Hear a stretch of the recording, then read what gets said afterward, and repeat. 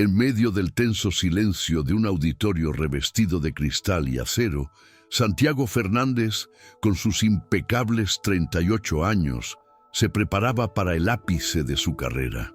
Vestido con un traje de lana fría, con un broche discreto pero de valor inestimable, era la personificación misma del éxito, un monumento erigido sobre los cimientos de una ambición implacable.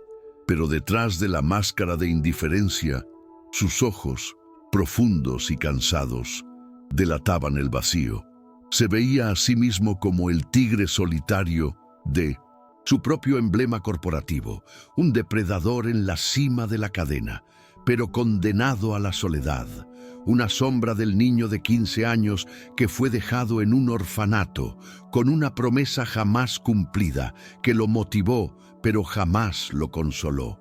Cada piso, cada victoria financiera era un ladrillo en la muralla que construyó para protegerse de aquel pasado.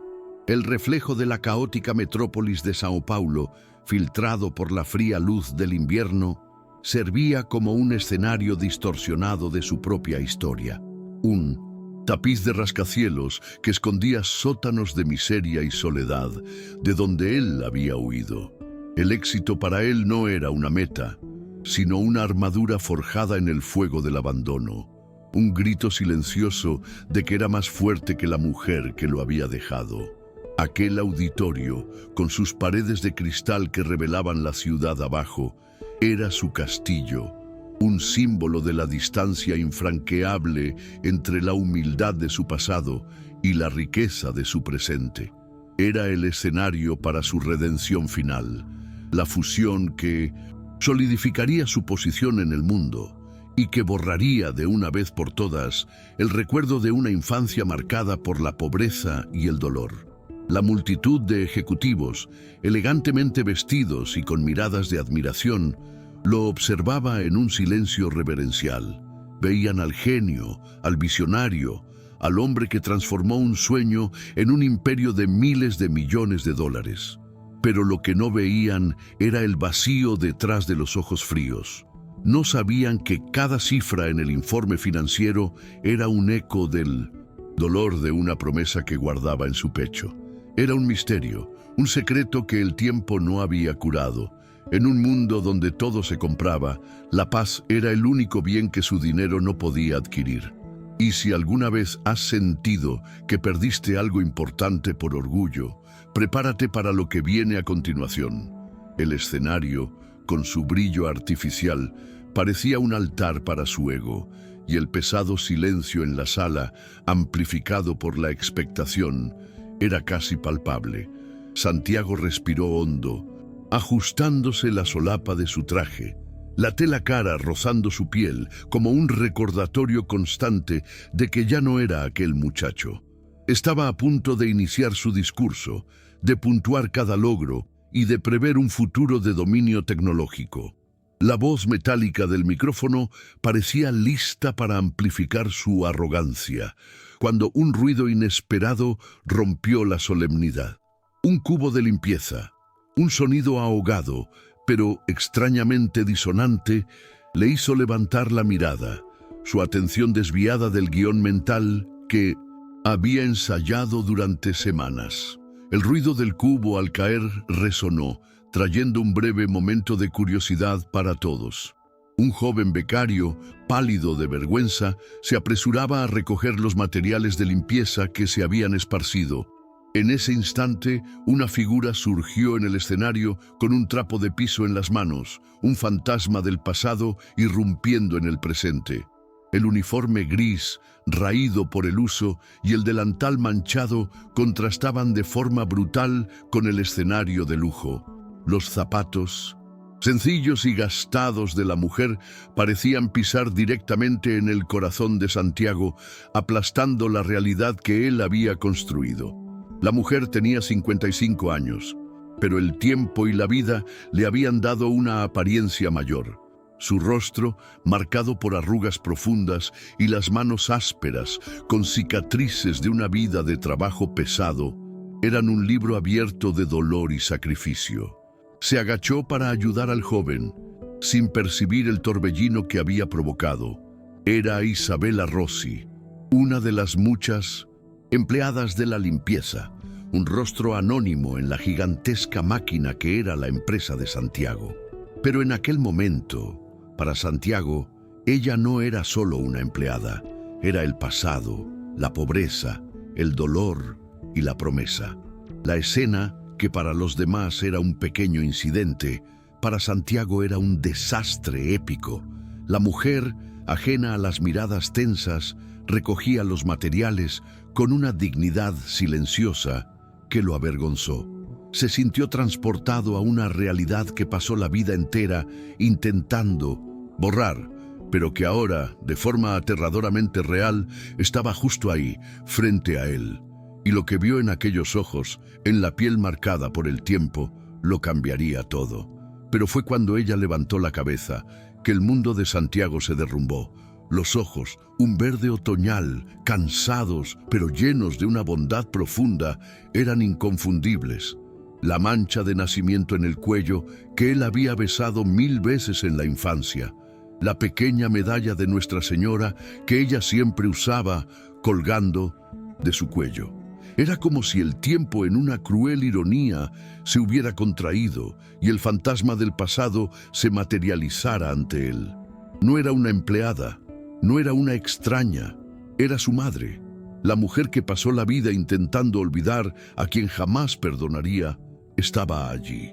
Su mundo, construido sobre la premisa de que ella lo había abandonado, comenzó a desmoronarse. El corazón de Santiago latió con fuerza, un ritmo irregular de furia y conmoción que reverberó en sus oídos. La arrogancia se desvaneció de su semblante, reemplazada por una máscara de furia ciega. Se sintió expuesto, despojado de su armadura de éxito ante cientos de personas. El silencio en el auditorio se volvió ensordecedor.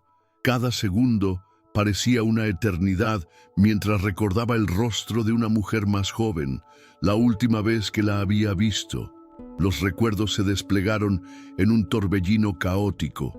El olor a pan caliente en la cocina, su voz cantando canciones de cuna y la despedida frente a la puerta del orfanato, el llanto contenido de un niño de 15 años. En aquella escena, la imagen que guardó fue la de una mujer que lo había abandonado, con una promesa vacía que se convirtió en un veneno en su alma. Pasó la vida entera cultivando ese resentimiento. La última vez que la vio como una traidora, la traidora que lo dejó atrás. El reencuentro no fue un abrazo o una reconciliación, sino una herida que se abrió y sangró delante de todos. Los ojos de Santiago se fijaron en los de Isabela y no vio lo que el público veía, una mujer humilde y trabajadora. Vio la traición, el dolor, el abandono y sobre todo la promesa rota. Se sintió como si estuviera frente al propio fantasma de su dolor. Isabela, notando la mirada intensa y fija de él, levantó la cabeza y sus ojos se abrieron de par en par. Era él, Santiago, el hijo que amó, el niño que perdió y que se convirtió en un hombre que apenas podía reconocer. Los años de búsqueda y las lágrimas silenciosas se resumieron en aquel momento. Lo había visto en las noticias, en revistas, pero la realidad de verlo frente a ella, tan poderoso y tan distante, fue como un golpe en el estómago. Las lágrimas, que juró que jamás derramaría, llenaron sus ojos. La verdad, que guardó por años, pesó sobre ella. Recordó la noche en que su marido la encerró en casa, mientras él llevaba a Santiago al orfanato, prometiendo que le haría arrepentirse de haberlo desafiado. Las cartas que escribió, las llamadas al orfanato que jamás fueron atendidas, la búsqueda desesperada durante años a la que jamás renunció. Perdió a su hijo y con ello su mundo. La verdad era que ella nunca lo había abandonado. Había sido forzada a separarse de él, una víctima silenciada por un hombre cruel y que la manipuló para que él jamás la perdonara. En un acto reflejo, Santiago apretó los puños y dio un paso hacia ella. El público, atónito, se mantuvo en un silencio total. Nadie sabía lo que estaba sucediendo, Veían la furia en el rostro del CEO, pero no el motivo. Lo que parecía ser una reacción de furia contra la invasión del espacio sagrado de su empresa era en realidad la furia de un hombre que sentía el suelo derrumbarse bajo sus pies, la vida entera que había construido basada en una mentira. Sintió el deseo de gritar, de explotar de rabia, de confrontar a aquella mujer que había arruinado su vida, o al menos eso fue lo que siempre creyó. La voz de Santiago salió ronca, un susurro áspero que rompió el silencio. ¿Qué estás haciendo? ¿Aquí? La pregunta era una paradoja, cargada de dolor e incomprensión. Isabela, con las manos temblorosas pero sin desviar la mirada, respondió: «Trabajo aquí, Santiago». La simplicidad de la respuesta fue una puñalada. Era una empleada, una trabajadora, la mujer que limpiaba los zapatos que él pisaba. Era un nivel de ironía cruel que le dio náuseas. Las manos de ella, callosas y marcadas, fueron el punto de inflexión para su mente. Él con el traje impecable y ella con el uniforme raído. La distancia entre los dos no era de metros, sino de mundos. La arrogancia de Santiago estaba desapareciendo, revelando al niño herido que era. Aquel niño que se sentaba al borde de la cama del orfanato, esperando a la madre que nunca llegó. Vio la medalla de Nuestra Señora, que parecía un faro de una promesa que jamás olvidaría, y recordó la última vez que la sostuvo. Era un regalo de ella. Era un recuerdo de un amor que él rechazó y se convirtió en un veneno en su alma. Fue entonces cuando Isabela, con los ojos llorosos, señaló una pequeña cicatriz en su mano. «Me la hice, lo recuerdo», dijo, con la voz entrecortada.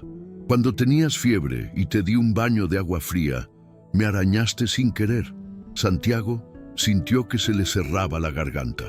Aquel recuerdo, olvidado en un rincón oscuro de su mente, ahora salía a la luz, con detalles vívidos. Recordó el dolor y el cariño de ella al curar su herida. Aquel no era un recuerdo de abandono, sino de cuidado, de amor.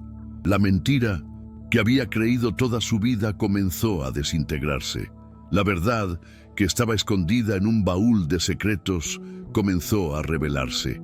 Las cartas nunca leídas, las llamadas sin respuesta, la búsqueda silenciosa de ella durante años. Él nunca la había buscado porque creía que ella lo había abandonado. Recordó una carta que fue rota por su padre, que él creía que era una carta de despedida, pero que ahora su memoria le decía que era una carta de desesperación. El orgullo que cultivó por años, el imperio que construyó, todo parecía insignificante ante la revelación. El tigre solitario, el símbolo de su soledad, no era una elección, sino una consecuencia. La verdad era que nunca fue abandonado. Fue separado de su madre. Santiago, con la voz quebrada, comenzó a cuestionar. ¿Por qué no volviste? ¿Por qué me dejaste allí? Las preguntas, que guardó en su pecho por años, salieron como un grito de dolor. Isabela, llorando, negó con la cabeza. No fue por elección mía, hijo mío. Jamás te abandonaría. Tu padre, él te llevó, él me encerró.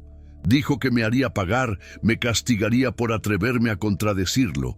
Pasé años buscándote, pero él me alejó de ti. Por favor, créeme». Su dolor era palpable, y Santiago la vio, por primera vez, no como la traidora que creyó que era, sino como una víctima.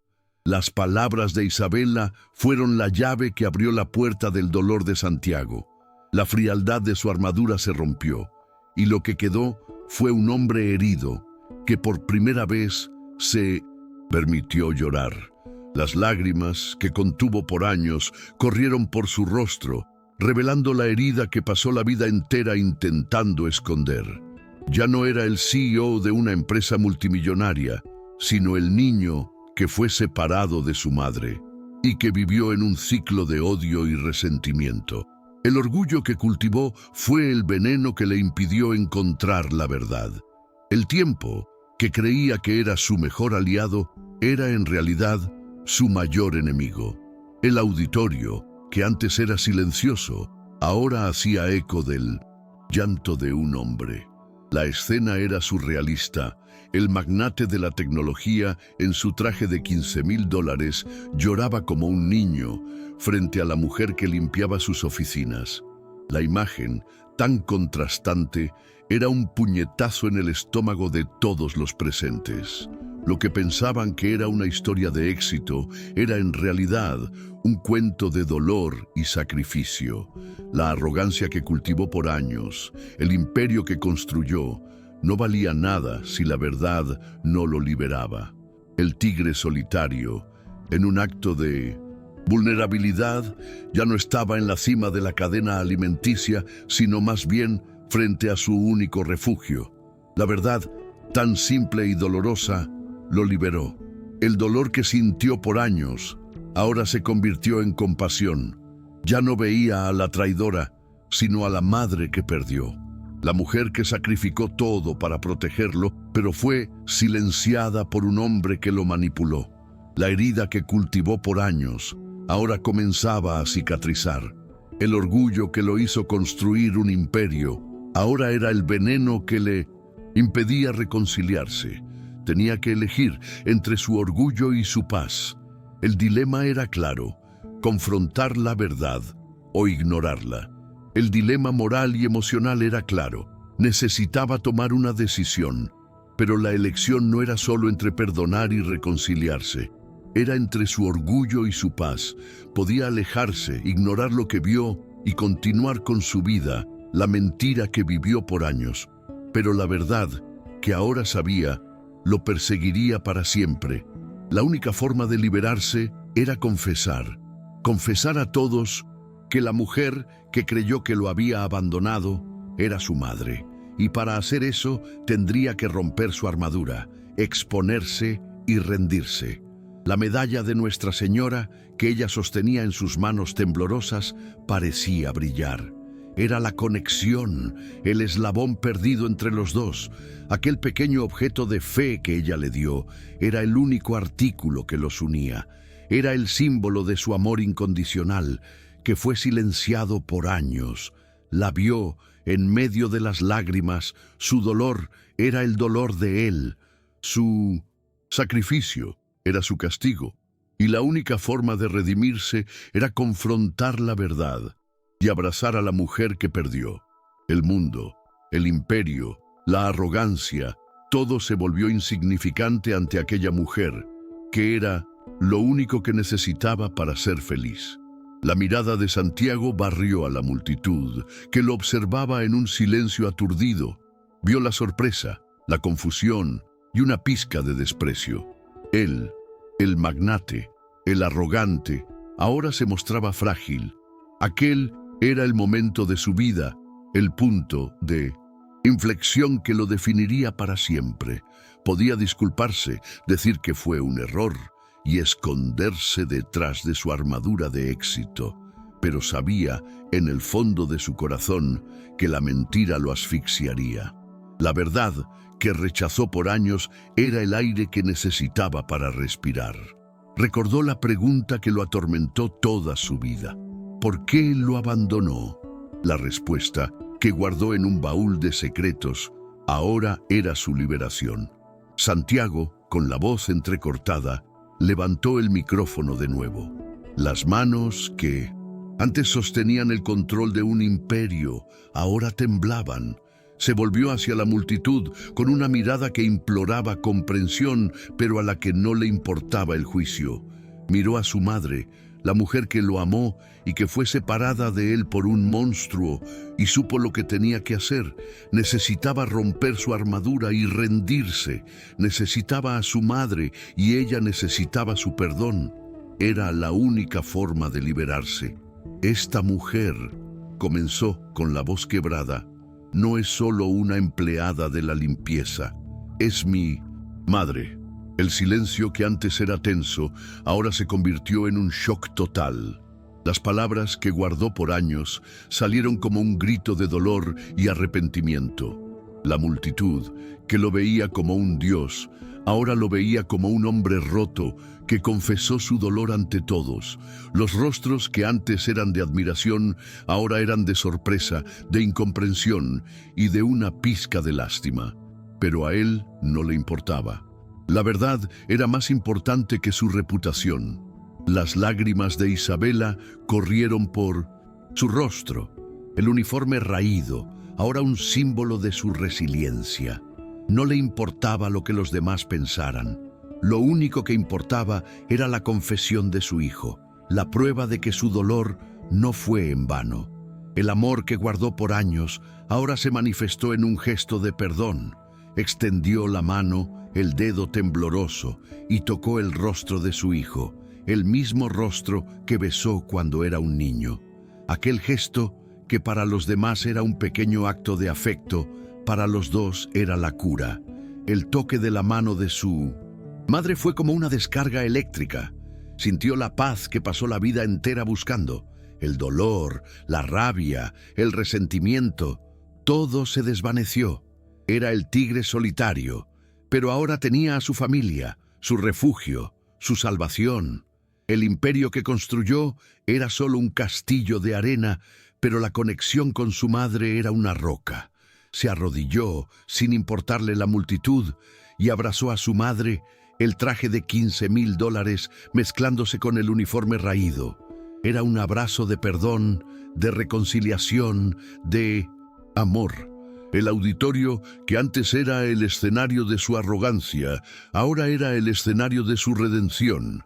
La multitud, que lo observaba en silencio, ahora comenzó a aplaudir.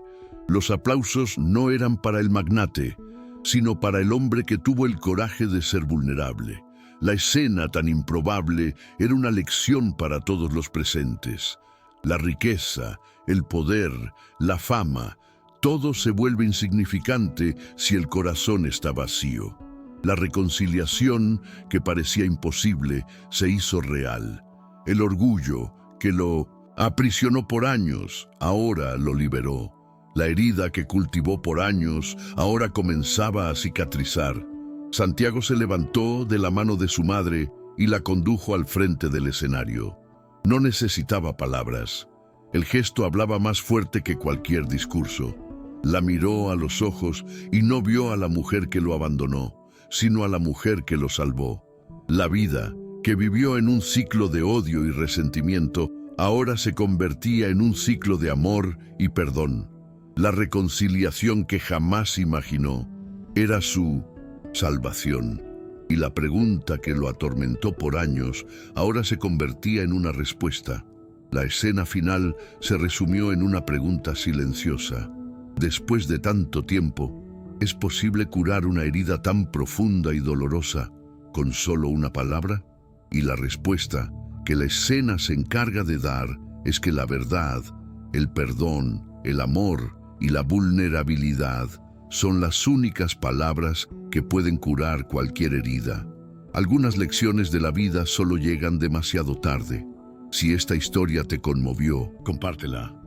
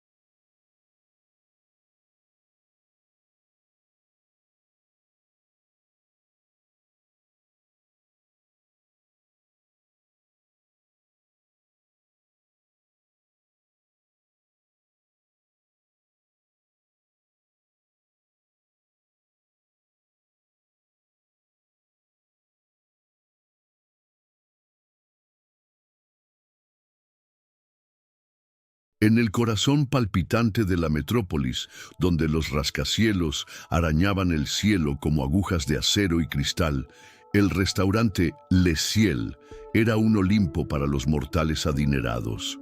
Y en su centro, como una diosa en su trono, estaba Isabella Montenegro.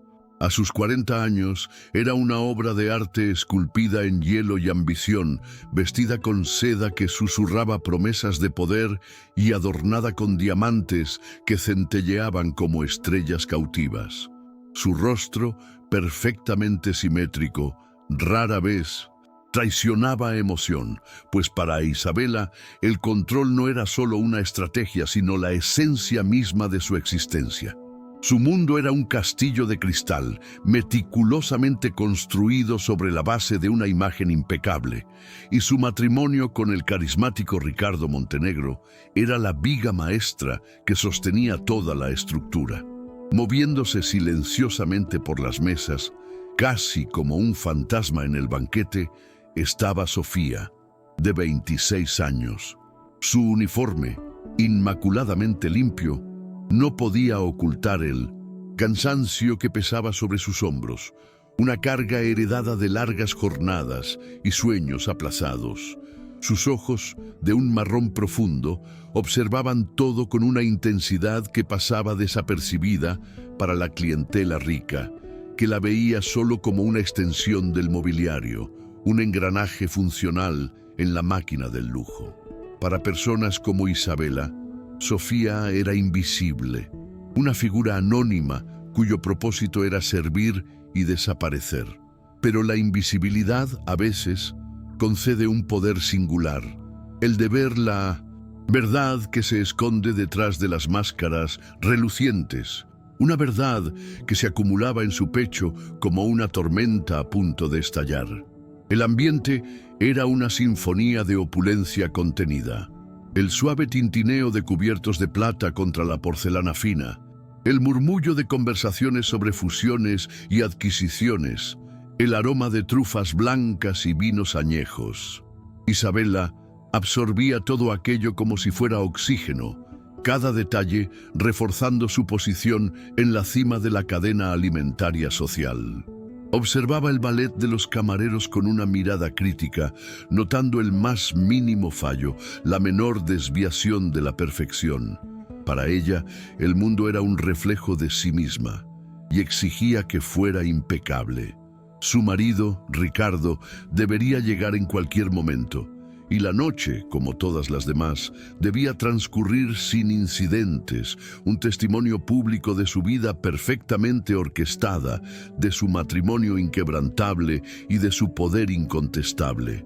El momento del postre llegó, una esfera de chocolate blanco que se abría con el calor de un sirope de frutos rojos, una pequeña pieza de teatro culinario. Fue entonces cuando la sombra decidió cobrar voz. Sofía se acercó a la mesa, sus movimientos precisos y ensayados, pero algo en su postura había cambiado. Había una rigidez en su columna, una determinación en su mirada que rompió el protocolo de la sumisión. Isabella levantó una ceja, un gesto mínimo de impaciencia, esperando que la camarera simplemente sirviera y se retirara. Sin embargo, Sofía no se movió. Se inclinó ligeramente, no en un gesto de deferencia, sino de confidencialidad forzada. El aire alrededor de la mesa se cargó de repente con una tensión anómala, cortante e inesperada. «Tu marido te engaña». El susurro fue tan bajo que apenas perturbó el aire, pero para Isabella sonó como un trueno que resquebrajó los cimientos de su santuario. La frase, desnuda y brutal, fue pronunciada con una calma devastadora. La reacción inmediata de Isabella no fue de dolor o duda, sino de puro ultraje. Una risa escapó de sus labios, no una risa de alegría, sino un sonido frío y afilado como el estallido de un cristal. Era su arma, el escudo que usaba para rebajar, para humillar, para poner a aquella insignificante criatura de nuevo en su lugar. La audacia de aquella camarera, la insolencia de traer la suciedad del mundo real a su mesa inmaculada, era una ofensa mucho mayor que la propia acusación. La humillación de ser confrontada por alguien tan por debajo en su escala social era un veneno que se esparcía rápidamente por sus venas. ¿Quién era aquella mujer para atreverse a dirigirle la palabra de esa forma? ¿Una oportunista en busca de dinero? ¿Una loca en busca de atención? Isabela la miró fijamente, sus ojos azules como astillas de hielo, preparándose para asestar el golpe verbal que la aniquilaría, que la haría arrepentirse de haber nacido. Abriría la boca para llamar al gerente, para exigir su despido inmediato, para garantizar que esa mujer jamás trabajara en un lugar como ese de nuevo.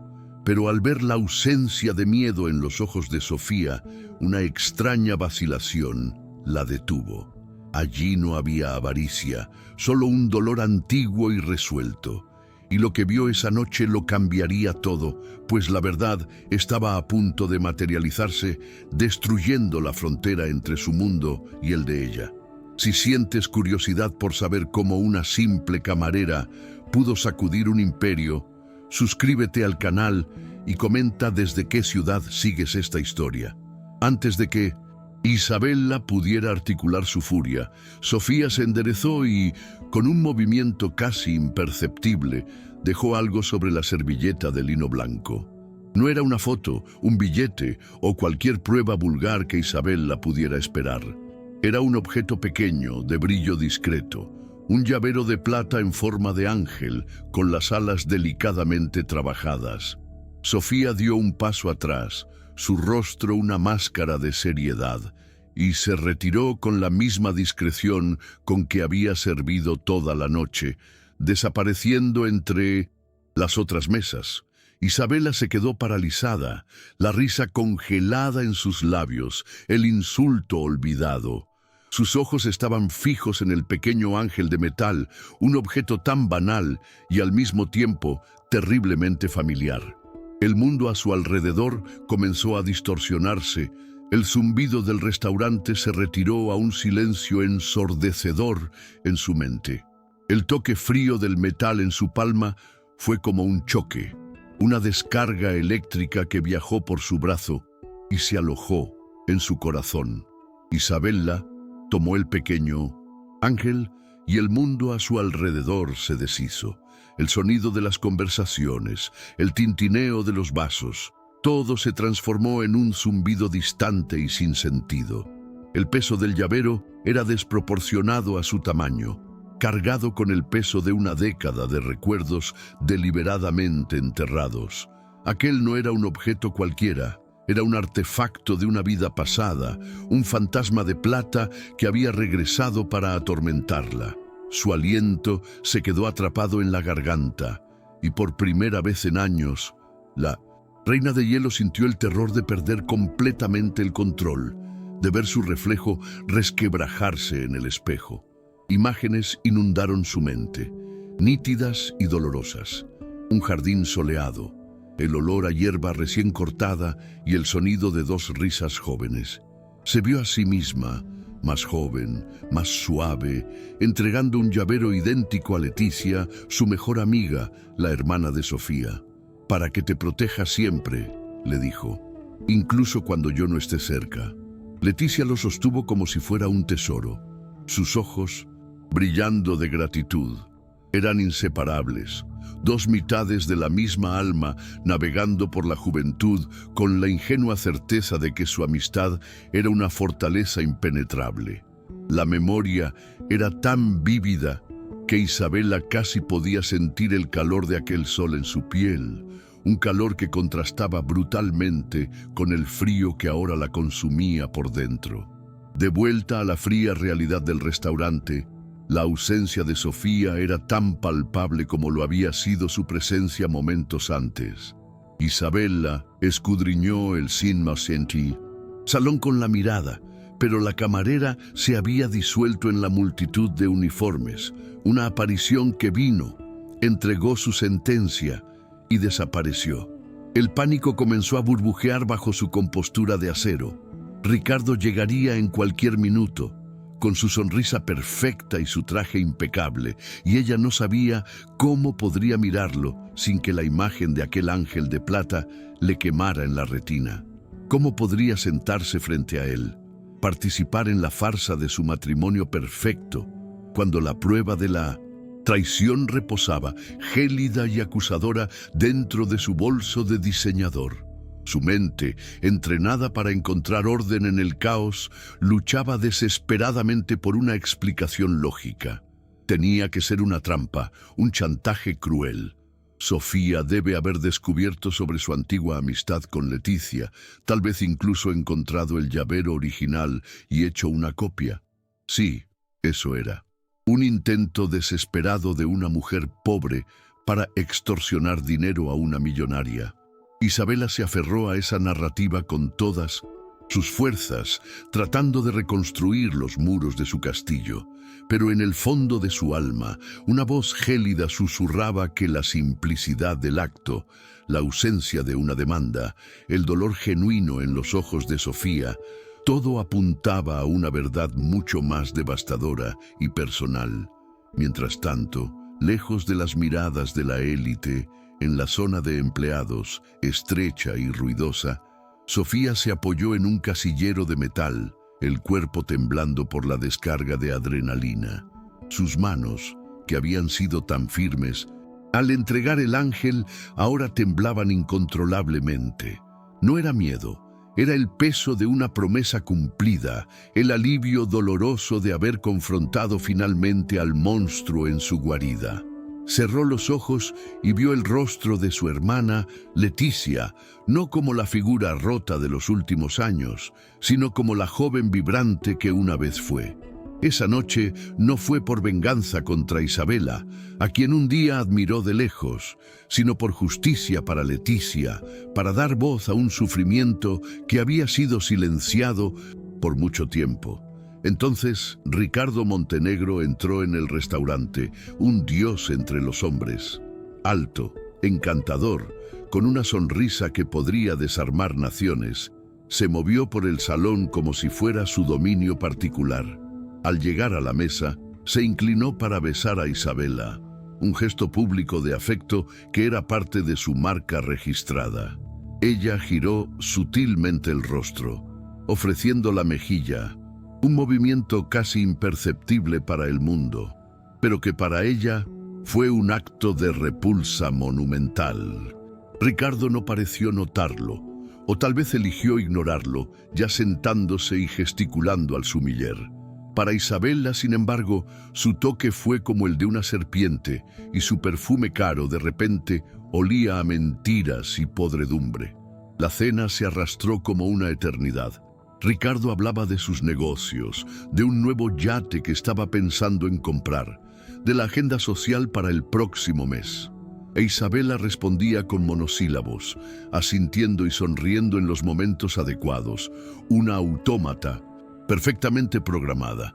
Pero su mente estaba a kilómetros de distancia, atrapada en un torbellino de sospechas y recuerdos dolorosos. Con cada sonrisa de Ricardo se preguntaba cuántas otras le había dado a Leticia. Cada vez que elogiaba la comida, imaginaba las comidas secretas, los encuentros clandestinos.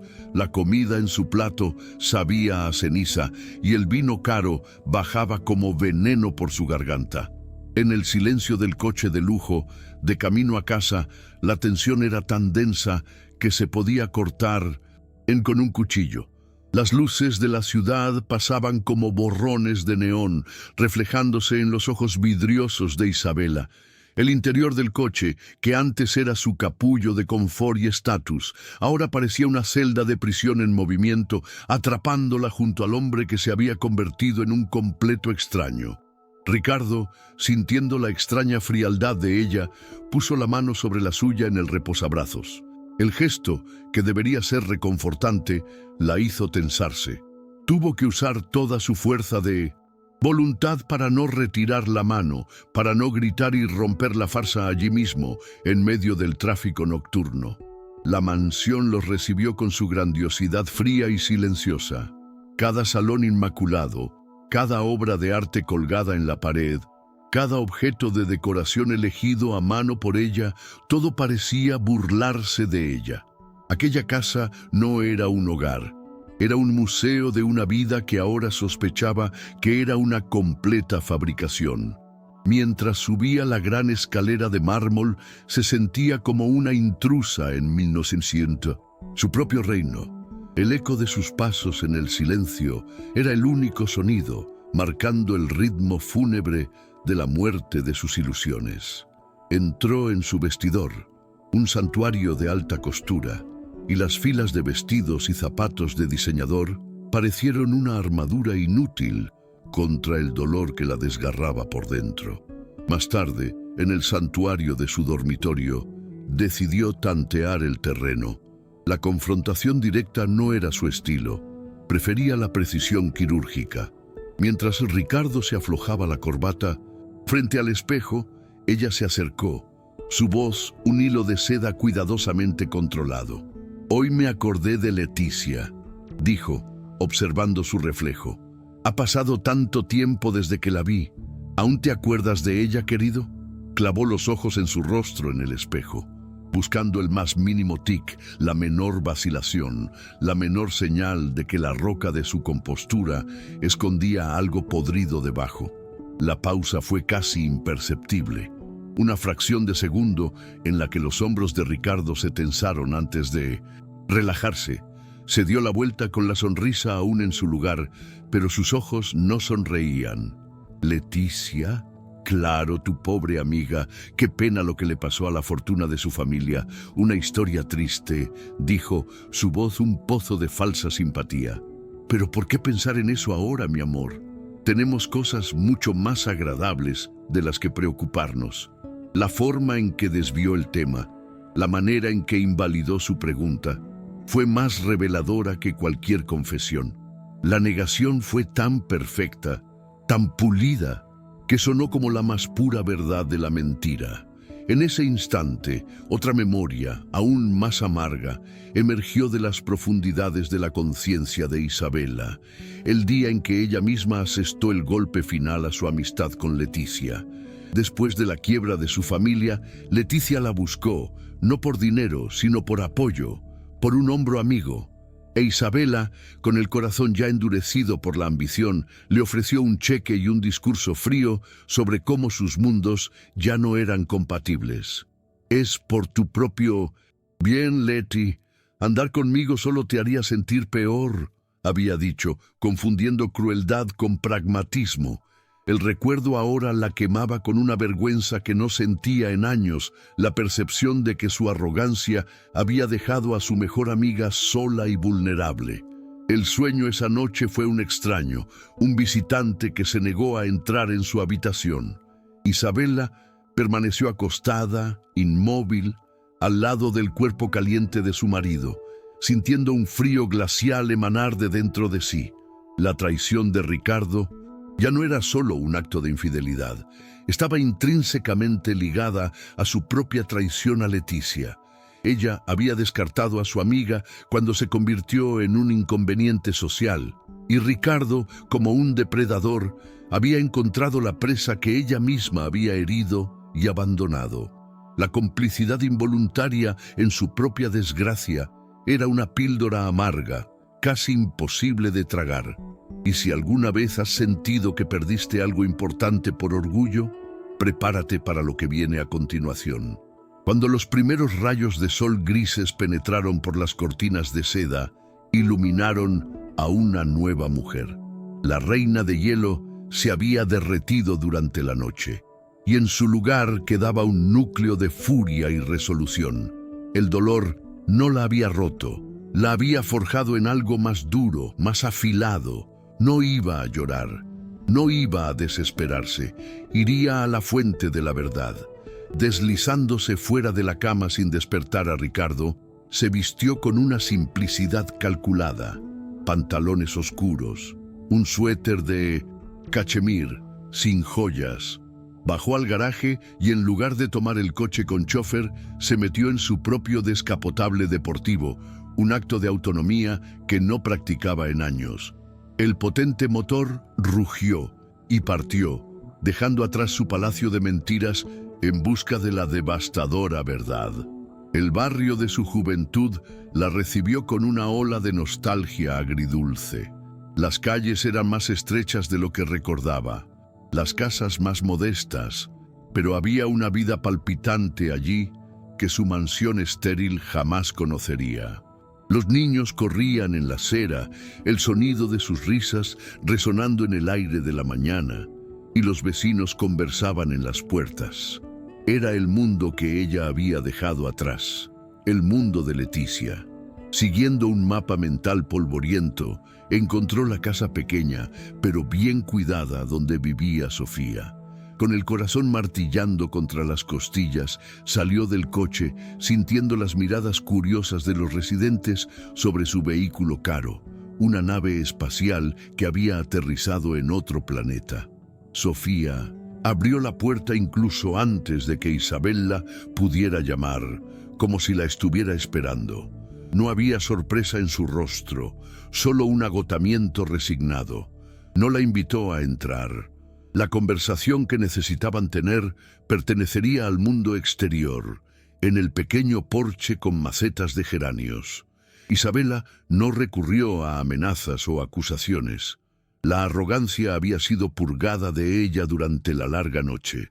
Simplemente abrió la mano y mostró el ángel de plata. «Por favor». Su voz salió ronca, casi una súplica. «Cuéntame la verdad, toda la verdad». La petición no era de una millonaria a una camarera, sino de una mujer rota a la única persona que parecía tener las respuestas. Con la voz firme y desprovista de odio, Sofía narró la historia. Contó cómo Ricardo, sabiendo de la vulnerabilidad de Leticia después de ser abandonada por su mejor amiga, la buscó. Se presentó como un hombro amigo, un confidente, explotando la historia que él e Isabella compartían para ganarse su confianza. La sedujo, no con lujo, sino con la promesa de cuidado, de afecto, haciéndola sentir vista y valorada de nuevo.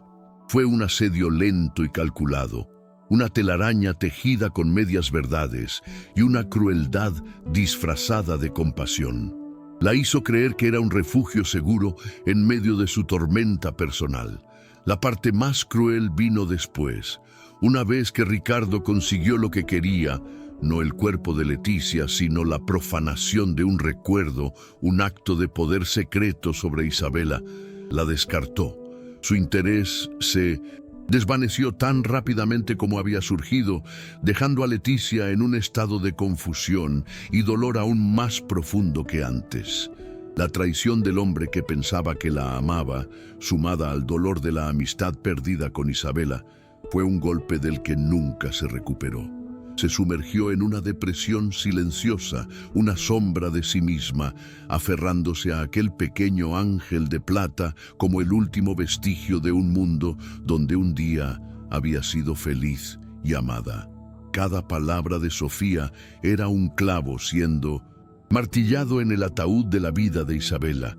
La verdad era más sórdida de lo que podría haber imaginado. No se trataba de una simple infidelidad, un cliché banal de los ricos y aburridos. Se trataba de un acto de depredación psicológica, una profanación deliberada de su pasado. Y lo más terrible era su propia participación en ello.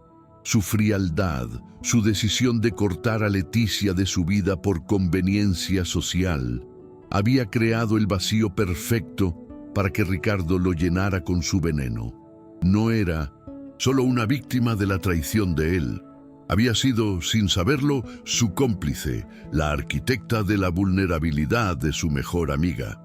El camino de regreso a casa fue un borrón. Isabella conducía en piloto automático, el mundo exterior completamente silenciado por el rugido de su dolor interior.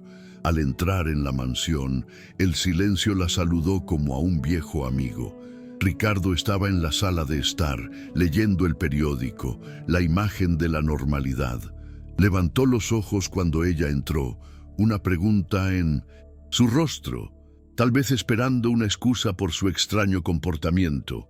Pero la mujer que lo miraba ya no era su esposa, Era una extraña, una aparición con ojos que habían visto la verdad desnuda y cruda de su alma, y que lo juzgaban en silencio. No dijo una palabra. Cruzó el vasto salón, sus pasos resonando en el mármol pulido. Llegó a la mesa de centro, una pieza maciza de roble y vidrio, y abrió la mano. El pequeño ángel de plata cayó sobre la superficie con un tintineo agudo, un sonido minúsculo que reverberó por el silencio de la casa como un disparo. El sonido de la verdad siendo finalmente revelada. Ella lo miró, el rostro desprovisto de cualquier emoción, y esperó. Aquel pequeño objeto era ahora el juez, el jurado y el verdugo de su matrimonio. Al ver el ángel, el rostro de Ricardo pasó por una sucesión de transformaciones. Primero, la confusión, luego un destello de reconocimiento, seguido por un pánico mal disimulado.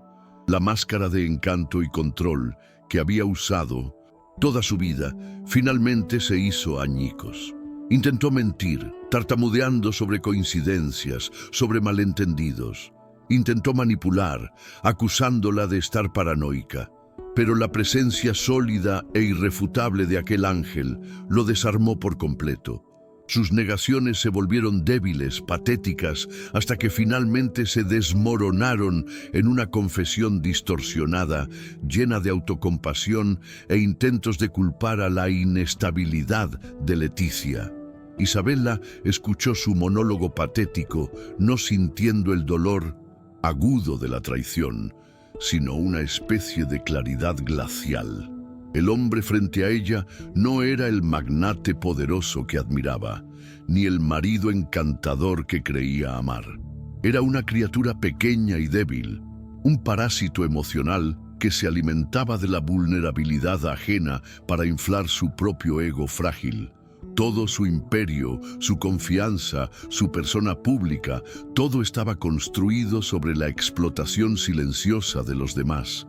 En ese momento, el amor, la lealtad, la admiración, todo se desintegró, reemplazado por un desprecio tan profundo y absoluto que era casi sereno. La decisión se formó en su mente, no como una tormenta, sino como la calma que la sigue. Miró el rostro retorcido de Ricardo, la opulencia vacía a su alrededor, y sintió por primera vez en décadas un deseo abrumador de simplicidad, de verdad. El imperio que construyeron juntos era una prisión dorada, y ella tenía la llave todo el tiempo. Con una voz baja, pero que no admitía réplica, pronunció las dos palabras que sellaron su destino. Se acabó, Ricardo. No hubo gritos ni lágrimas, solo la quietud final de algo que ya estaba muerto hacía mucho tiempo. Lejos de allí, en un cementerio tranquilo, Sofía colocaba una única rosa blanca sobre una lápida simple con el nombre de su hermana. El sol de la tarde se filtraba entre los árboles, bañando el lugar con una luz suave.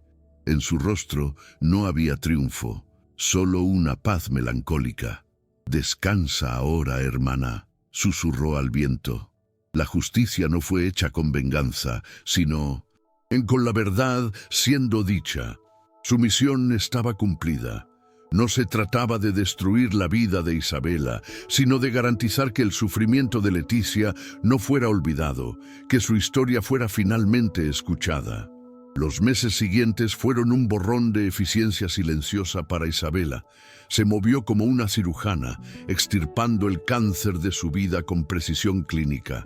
No hubo batallas judiciales feas o escándalos públicos.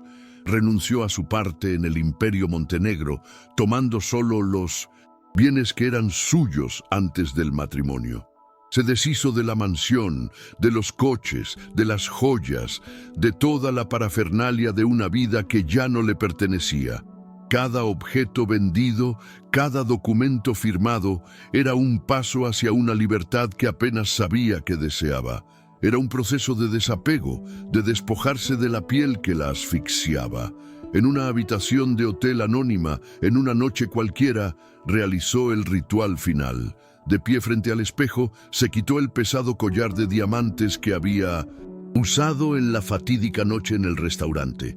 El metal estaba frío contra su piel, el peso de las piedras de repente opresivo. Lo dejó caer sobre la cómoda, el sonido amortiguado apenas registrándose. Luego miró su propio reflejo. El rostro era el mismo, pero los ojos eran de otra persona. La dureza gélida había desaparecido, reemplazada por una vulnerabilidad que no era debilidad, sino el inicio de una fuerza auténtica y dolorosamente ganada. Meses después, la escena es otra. Un pequeño apartamento inundado de luz natural, con paredes cubiertas de libros y muebles simples y cómodos. Isabela, vestida con pantalones de lino y una camiseta de algodón, riega las plantas en la ventana que da a un parque concurrido. No hay rastro de la mujer que un día reinó sobre la alta sociedad. Está sola, pero por primera vez en su vida no se siente solitaria. La ausencia del lujo trajo una presencia de espíritu, un silencio que no era vacío, sino lleno de sus propios pensamientos y sentimientos redescubiertos. Su transformación no fue dramática, sino un florecimiento lento y constante. Encontró placer en cosas pequeñas, el sabor del café por la mañana, el peso de un buen libro en las manos, una larga caminata sin destino por el parque. Estaba reaprendiendo a vivir, no como la señora Montenegro, una figura pública, sino simplemente como Isabela, una mujer con un pasado doloroso y un futuro incierto, y encontró una belleza inesperada en esa incertidumbre. La pérdida de su estatus social le había devuelto su humanidad, pieza por pieza. Un día, sentada en un banco del parque, vio a Sofía al otro lado del césped. Sus miradas se cruzaron por un breve instante. No hubo un saludo, ni una sonrisa, solo un momento de reconocimiento silencioso, un puente invisible de comprensión sobre el abismo de dolor que las conectaba. Eran dos mujeres de mundos diferentes, unidas y para siempre, alteradas por la misma traición, por el recuerdo de la misma mujer. No se necesitaban palabras. La historia de ellas había sido escrita y concluida. Isabela hizo un leve y casi imperceptible asentimiento con la cabeza que Sofía devolvió antes de volver su atención al libro en su regazo. La reconciliación no era el objetivo, ni siquiera era posible, pero el perdón, tal vez, podría florecer en el suelo silencioso de la comprensión mutua. En ese breve reconocimiento, el ciclo se cerró. Cada una había encontrado su propia forma de paz, avanzando, no ilesas, sino enteras. La verdad las había liberado a ambas, de maneras diferentes, de prisiones distintas. En su viaje, Isabela aprendió la lección más dura de todas. El control que tanto valoraba era la más frágil de las ilusiones, una jaula dorada que le impedía sentir. La perfección que perseguía era un paisaje estéril, desprovisto de vida real. La demolición de su mundo perfecto no fue su fin, sino su verdadero comienzo. Al perder todo lo que definía su valor para el mundo, finalmente encontró lo que tenía valor para sí misma, la libertad de ser imperfecta, de ser vulnerable, de ser simplemente ella. En la mesita de noche de su nuevo dormitorio, dentro de una pequeña caja de madera, reposa el ángel de plata. Isabela lo toma de vez en cuando. El metal frío sigue siendo un recordatorio vívido de la noche que lo cambió todo. Ya no es un símbolo de traición, sino un amuleto de su liberación. Es la cicatriz que prueba que sobrevivió a la cirugía que extirpó la mentira de su vida. Un recordatorio constante de que, a 1905 veces, es necesario que un ángel caiga para que un alma pueda finalmente aprender a volar por sí misma. Algunas lecciones de la vida solo llegan demasiado tarde, envueltas en dolor y pérdida. La verdadera riqueza no está en los diamantes que adornan el cuello, sino en el coraje de enfrentar el reflejo roto en el espejo y elegir la libertad en lugar de la mentira. Para Isabela, La caída de su imperio no fue una tragedia, sino el doloroso y necesario nacimiento de su verdadera vida. La verdad no la eximió del dolor, pero le dio la única cosa que su dinero jamás podría comprar: la paz. El pequeño ángel de plata no la protegió de la tormenta como la promesa infantil un día sugirió. Por el contrario, la empujó hacia el ojo del huracán, obligándola a confrontar los escombros de su propia creación. Y al hacerlo, le mostró que la verdadera protección no es evitar el dolor, sino tener la fuerza para atravesarlo y salir del otro lado, más sabia, más fuerte y finalmente libre. Si esta historia te conmovió